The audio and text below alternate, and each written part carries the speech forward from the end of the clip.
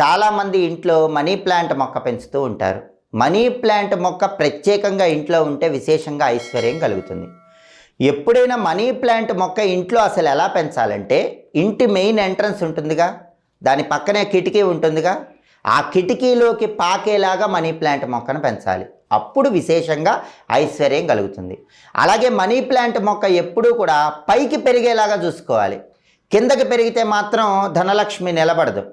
అందుకే ఒక కర్ర కట్టాలి. కర్ర కట్టి మనీ ప్లాంట్ మొక్క మెయిన్ ఎంట్రన్స్ పక్క నుండి కిటికీలోకి పెరిగేలాగా ఆ కర్ర కట్టాలి. ఒక్కొక్కసారి మనీ ప్లాంట్ మొక్కకి పసుపు రంగులో ఉన్న ఆకులు వస్తూ ఉంటాయి. అలాంటప్పుడు ఆ ఆకులు కట్ చేయాలి. ఎప్పుడు మనీ ప్లాంట్ మొక్కకి గ్రీన్ కలర్లో ఆకులు ఉండేలాగా చూసుకోవాలి. శుక్రవారం పూట సాయంకాలం మనీ ప్లాంట్ మొక్క దగ్గర దీపాన్ని వెలిగించాలి. చాలామందికి ఈ విషయం తెలియదు. మనీ ప్లాంట్ మొక్క ఇంట్లో పెంచుతారు. ఇంకా ఆర్థిక ఇబ్బందులు